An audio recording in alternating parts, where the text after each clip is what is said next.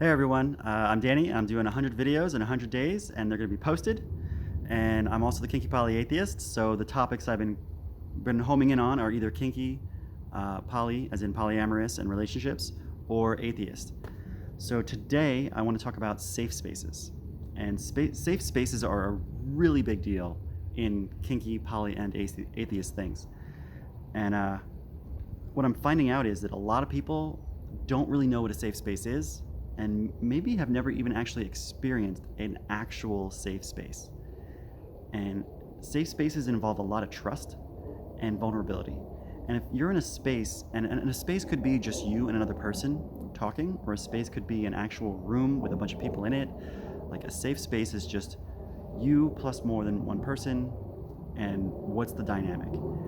And if you can't feel and be vulnerable in a space, then it's probably not a safe space. And we need safe spaces. We need them for relationships. We need them to connect with people. We need them for being ourselves. And I've noticed that there are a couple of things that are very important to create a safe space. So I was going to bring up those things. So number one, in order for a space to feel safe, you need to know that no one is going to take advantage of you, and nobody wants anything from you. That's very important. If you walk into a used car dealership, you're probably going to feel like they want something from you, and they want a sale, they want your money, whatever it is. But it's not going to feel safe because they want something from you. A lot of guys have a really hard time making a safe space with women because a lot of guys are trying to get into women's pants. And if that's your motive for talking to a woman, she's going to sense that instantly. And you're not a safe space. You're just not. And she's never going to be vulnerable with you. She's not going to trust you because she knows you're only after one thing. Compared to the opposite, compared to not wanting anything from her, but to just talk, see if you connect. Just hear her story. What is her story? How does it overlap with yours? Or maybe it doesn't. But when you take sex out of the equation, suddenly a relationship between a guy and a woman can be totally different. Which brings me to my next spot is boundaries. If you're with somebody and you don't have boundaries, or they don't have boundaries, it's going to be very easy to take advantage of each other. So you need to have boundaries. They need to be encouraged. Everyone needs to be encouraged to have boundaries. They need to be known and communicated, and they need to be respected. Yes, they need to be enforced, but I want to say that they should be respected and known so well that people don't even find a need to enforce them because it never comes up. Right? That's really important.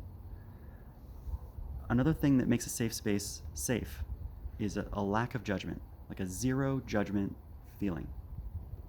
So for example, if you meet someone in a bar and you're talking to them, and the first thing they do is judge whatever you have to say, you're probably not going to tell them anything else. Like, you're probably going to hold back because you don't really trust them and you don't feel like you can be vulnerable.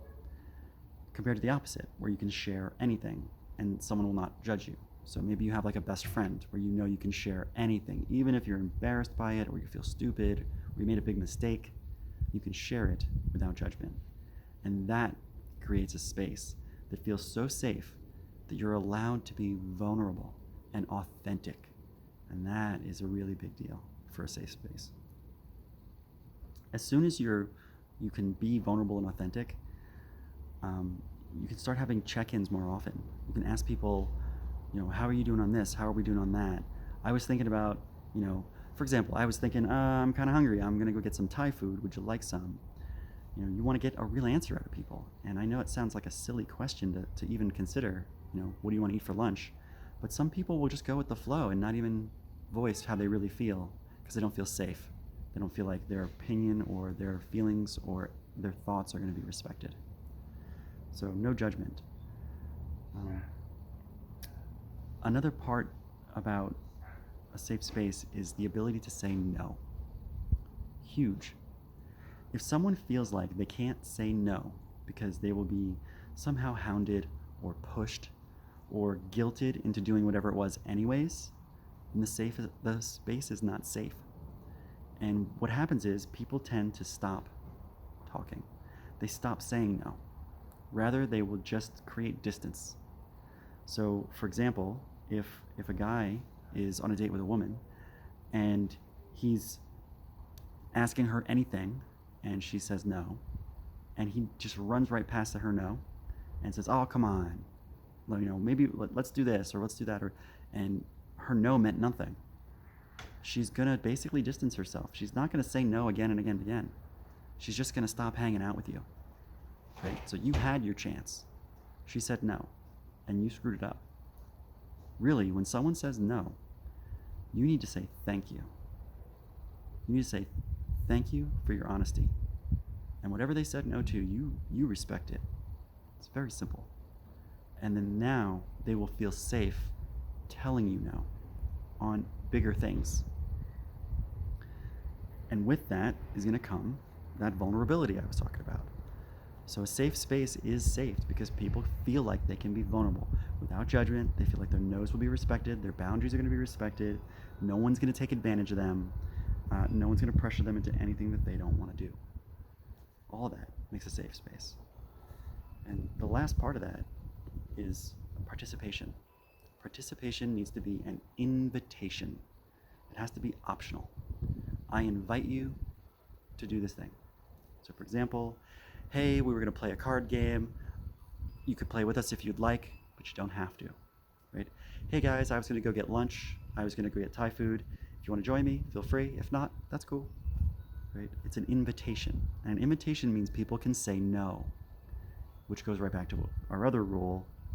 People need to be able to say no, and they need to be thanked for it. Thank you for your honesty. So, wrapping that up, safe spaces are important. And I'll talk a little bit more tomorrow about where to use safe spaces. But as far as defining a safe space, no one will take advantage of you, and no one will ask you to do anything you don't want to. No judgment. Boundaries. Participation is optional, and no's are encouraged. You thank someone for a no, thank them for their honesty. So, and I'll talk more about how we can use safe spaces tomorrow. So, thanks everybody.